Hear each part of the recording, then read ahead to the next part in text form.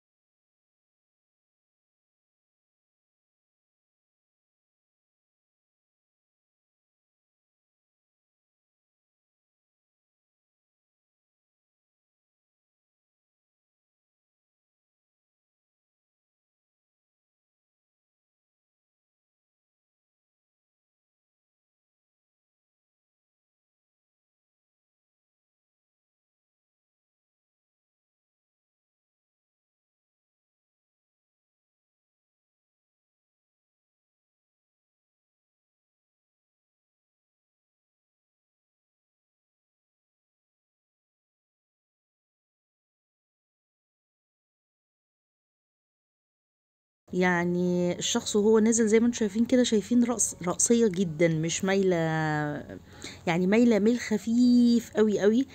والشخص بينزل من الحتة دي وبيروح لحتة تانية خالص. بصوا شايفين هيطلع من الحتة دي حتة تانية خالص مختلفة، وهينزل بعد كده على بحيرة أو بيسين كده صغير، هيطلع من الناحية التانية. فهي سكة طويلة جدا بيمشيها الشخص وبينزلها، عايزة قلب جامد شوية إن حد يقوم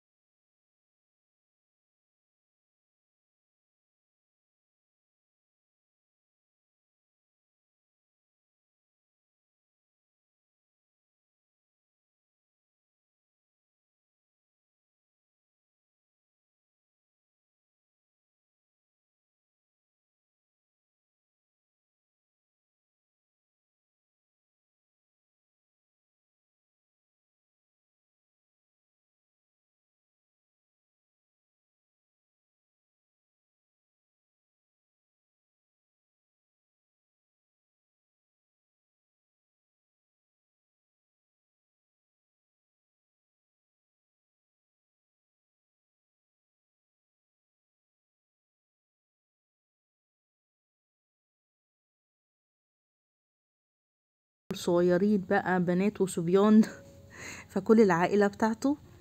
لذيذ جدا وتحفة برضو. دي غرفة يعني لوحدها خالص، مكان لعروض كلب البحر.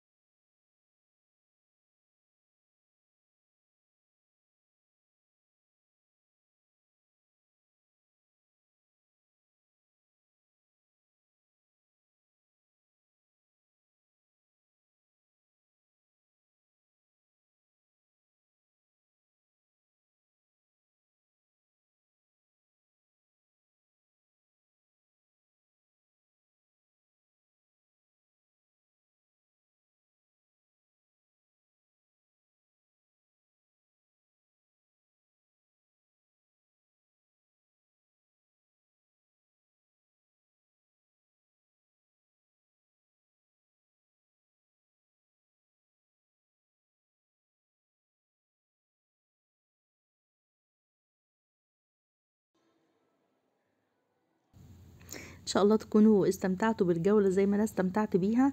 عايزة اقول لكم ان تحت الفندق في زي ما احنا شايفين جاليري كتير جدا، كل تقريبا الماركات العالمية فاتحة، اديداس، بودي اند باث اند بودي شوب، كل حاجة موجودة ممكن تشوفوها، تشتروا حاجات، يعني مقتنيات كده صغيرة، تحف حاجات. بس يعني عايزة اقول لكم ان الاسعار فعلا خيالية يعني الاسعار فعلا خيالية، والمكان اصلا غالي جدا جدا جدا. يعني دخول اللوست شامبر بس ب حوالي 400 درهم، فما بالكم بالاكوا بارك بقى والنزول نفسه في الهوتل ده، يعني ان انت تقضي فيه يومين 3 ولا اسبوع ولا الليلة، ممكن تعمل مبلغ وقدره يعني. ف هو عايز امكانيات كبيرة جدا وعالية جدا للناس اللي جوه. اي نعم هيستمتعوا جدا، بس يعني للناس المقتدرين يلا خير وبركة، مبروك عليهم. ده منظر الفندق من بره زي ما احنا شايفينه كده، هو كبير جدا جدا وحاجة كده عالمية. فان شاء الله اشوفكم في جولات جديدة تكون خفيفة وتكون لطيفة عليكم، والسلام عليكم ورحمة الله وبركاته.